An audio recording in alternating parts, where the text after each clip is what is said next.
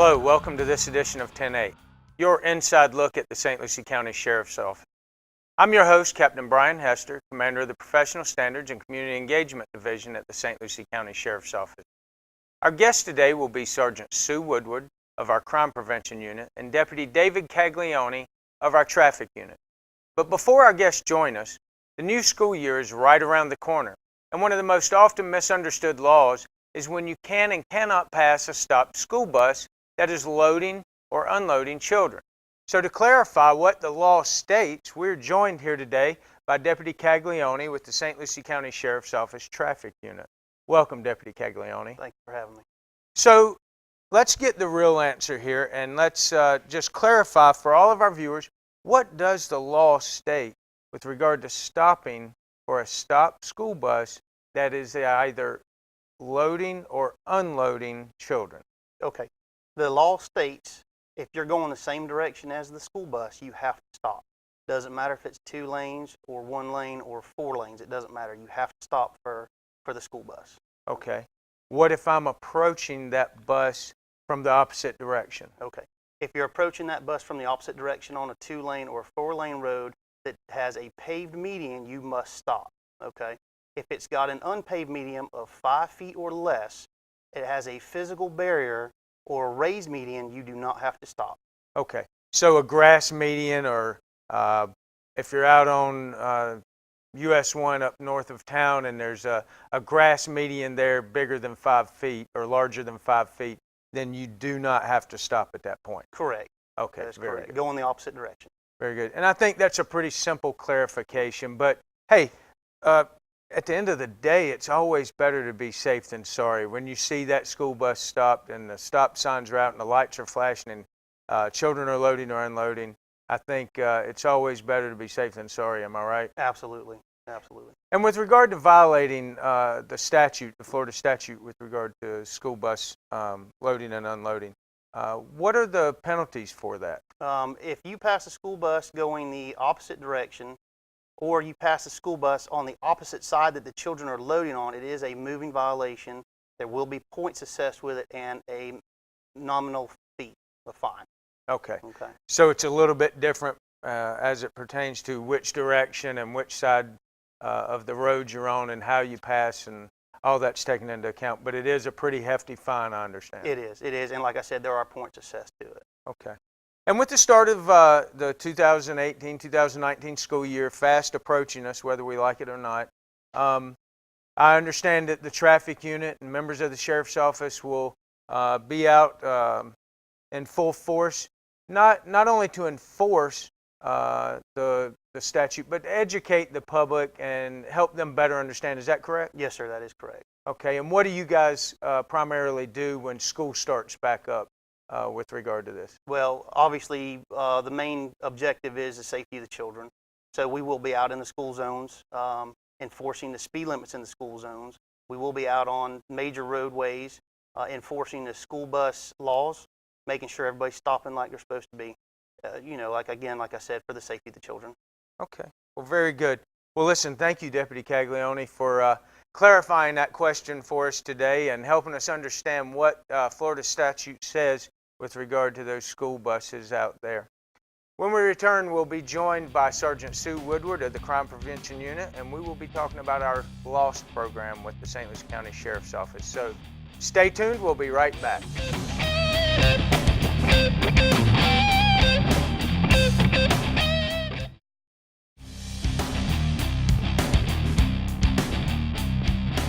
Welcome back to 10A. Today we're joined with Sergeant Sue Woodward from the Crime Prevention Unit.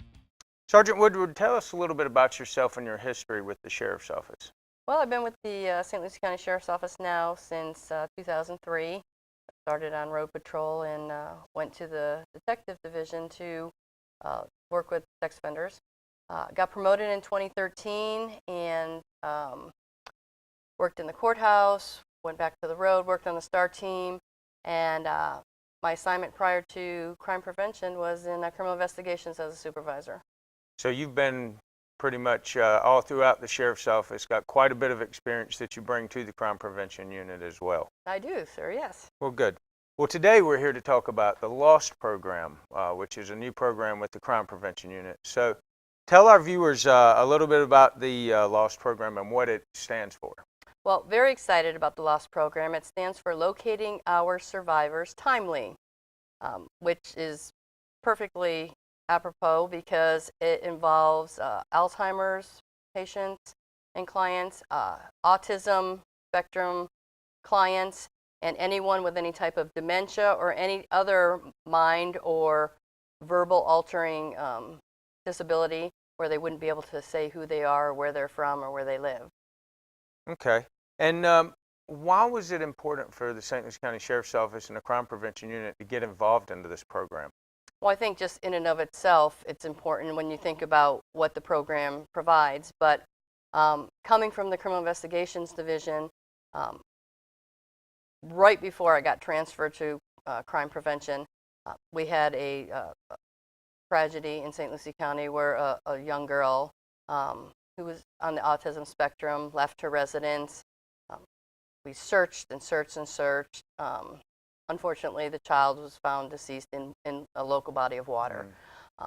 Second to that, following very quickly behind that, the detectives were called out on a weekend for a little boy wandering in his, superhero underpants, no shirt on, no shoes, nonverbal, couldn't tell us his name, couldn't tell us where he lived.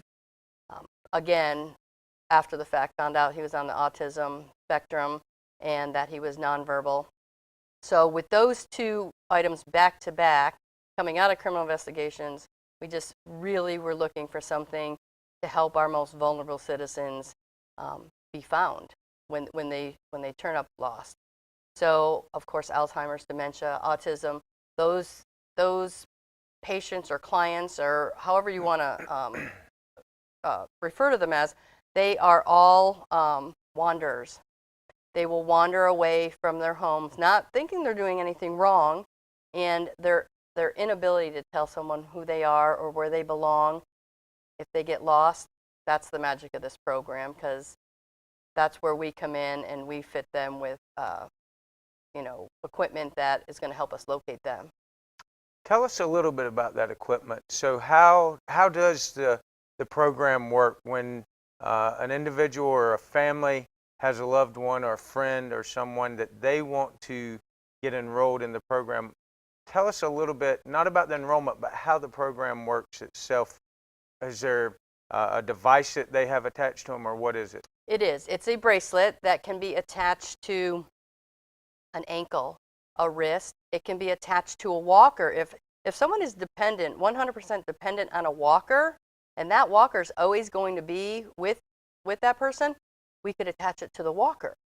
So it doesn't have to necessarily go on the wrist or the person's body, as long as it's on something that is always with the person. Okay. So we fit the bracelet to the client, and then we use radio frequencies, which people say, why not GPS? Well, GPS, we don't use GPS because if you're in a cement building, or you're in where there's you're locked in where there's not good service, or you're in a hallway of a condominium that's all cement, GPS is going to give you the general area, but it will not give you the pinpoint location of the subject.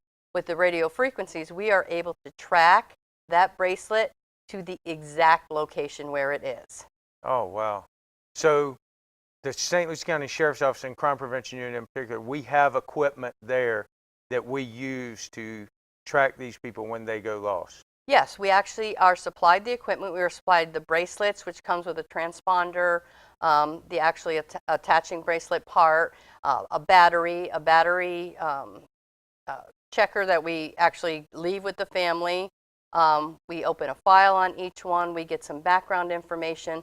We also have partnered with Alzheimer's Community Care and FAU CARD, which is the Center for Autism and Related Disabilities.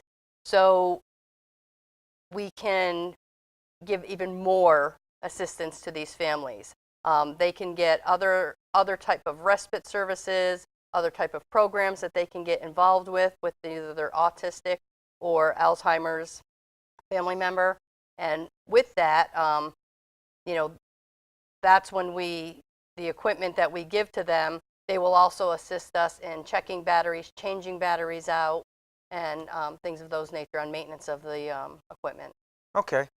So, just to clarify for all our viewers, this is a program that's for Alzheimer's, autism spectrum, anybody with a mental disability that potentially could keep them from being able to tell someone where they live or how to get home, or they're too young at the same time. But it's not for small children or kids in schools that just might get lost into playground. It's not a babysitting device. Exactly it's not what a I was device getting at.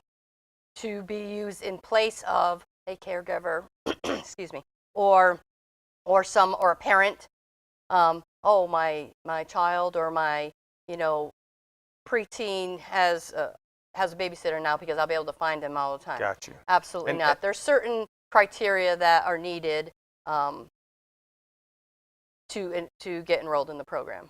And that's exactly what I wanted to make sure we communicated to our viewers about the program. Well, Sue, let's take a quick break. And when we come back, we'll talk a little bit more about the program, the training for the program, how families get enrolled in the program, and we'll talk about how much where we've gone with the program at this point with the Sheriff's Office. So let's take a quick break, and we'll be right back. Stay tuned.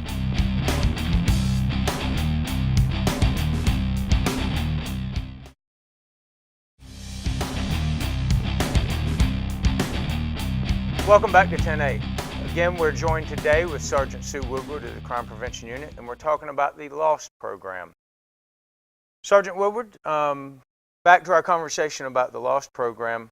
Tell the viewers a little bit about the training that our deputies receive in regard to the LOST program. Well, when we first signed up, we went through training, the whole Crime Prevention Unit, as well as a canine handler. And when we went through the training, we became train the trainers. So we are now certified to be able to train on the equipment other members of our department, which we will be starting here very shortly. To get the more people who are trained on the equipment, the quicker the response, the more response we have. So when we trained on it, there was a day of classroom where we learned about the equipment, radio frequencies, what the equipment entailed, but we also the second day did practicals all day long where we actually put the bracelets on people in the community, the instructors would, and we had to locate them in the community. That's awesome. So it makes you a firm believer in the product when you actually can pinpoint somebody to their location. And so you guys are out there training, and you actually are seeing the equipment work, and you're actually letting people go hide or go find places to be, and you actually use that equipment, track them down, and seen firsthand how it works. Absolutely, and not easy training either. We put people on the third story of a facility in a shower. That was where one of the people were hiding. We put them in a big box store, and they kept walking around. So, which is why it's so important, because most of the clients will be wandering around. They're not going to stand still in one place. They're going to be moving. So that's outstanding. And in front of us, the viewers can see, and I see that we have some pieces of equipment here to kind of give us a visual of what the equipment looks like and the devices used to help locate these victims. So tell our viewers a little bit about what we have here in front of us today. So this is what we keep with us. This is our locator, and it has radio frequency dials that we set up on here. These are the antennas. Of course, it collapses into a smaller package, so we carry it with us all the time. And we also have an antenna that will go from this device outside our vehicles to the point where we could even mount one on our helicopter if we needed. Oh, wow. So it would work beautiful. This is some of this equipment. This is the bracelet. It's very non-invasive, waterproof, flexible. You can't the only way to get it off is to cut it off. Okay. So once it's on, it stays on. This is a little transponder where a battery would go, and this would go on top of the bracelet. So this is something like what it would look like. And depending on the size of the client's wrist would be on how far we would, And what we want to do is make sure somebody can't slip it off their hand. So it's not tight, but it's not so loose where they could remove it and then just leave it laying there. Then we'd be tracking just the bracelet, not the person. So the family would get this equipment. This is the equipment they get, batteries, and this is a battery tester. So the battery has to be changed every 60 days. But every day, the family's only responsibility in any of this is to run this across the top of the bracelet, and it will light up if the battery's good. If it's not, they're to contact us immediately, and we will come out, retest it, and if need be, replace the battery. But generally, it's every 60 days that we would replace. We will make appointments at the 55 to 60 day mark to go out and change batteries. Well, that's fantastic. It sounds very simple, and it sounds like we've got many of our deputies trained, and you said we're also trained the trainers, so we can continue to train personnel as new people come into the sheriff's office, and we have more equipment. And if I'm not mistaken, there's a drone also that's associated with helping locate if need be as well. There is. With one of our partners, Project Lifesaver International, they have a drone attached, and they're, fortunately for us, their home is in St. Lucie County. So they're close to us, and at any time, if we would need the use of that, of course you have to be certified in the use of a drone, but they have certified personnel right here in St. Lucie County, so we would have access to that if we needed something like that. That is great. That's great. So let's get to the big question that all our viewers I know are waiting on, and that's how do our members of our community enroll someone, whether it's a loved one, a friend, or someone that is in need of this type of service that may be on that autism spectrum or within the Alzheimer's community. So how do they get them enrolled in our program? Okay, 3 easy ways. The simplest way, contact our crime prevention office. You can contact the main sheriff's office number, or you can contact our crime prevention office directly. Everyone in the crime prevention office is certified as a specialist and a trainer, so they're all well aware of the program.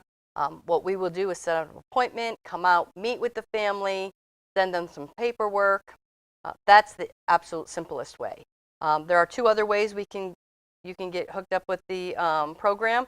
If you're a member of the Alzheimer's care community, they will help you with the paperwork. They will give you other services, but they will also refer you to the sheriff's office, and we will end up meeting with you at some point if you join through Alzheimer's Community Care. Also, FAU card will also be taking applicants. So we will eventually, if we get an applicant through, if you're a member of FAU card and you're already utilize some of their services, just let your counselor know that, and they will get you directly in contact with us. That's great. Now, is there any cost associated with this program? There is no cost associated with it at all for St. Lucie County residents. That's fantastic. So all our viewers out there, there's no reason that anyone should not take advantage of this program if you have a loved one or a relative or anyone that is in need of these types of services. No, and with it being free of charge, what I suggest is don't wait for someone to wander. If they're already starting to try to, break the boundaries a little bit, and you think that's going to be a possibility, we would much rather be safe than sorry. Nothing worse than hearing, oh, I heard about the program, and I just wasn't sure they were ready for that yet. Well, very good. Well, listen, thank you very much, Sergeant Woodward, for being here with us today and talking about the LOST program. And for the viewers out there, please take advantage of this. If you know someone or have a loved one or anyone that might be a potential candidate for the LOST program, contact the Crime Prevention Office with the St. Lucie County Sheriff's Office. So stay tuned. We'll be right back.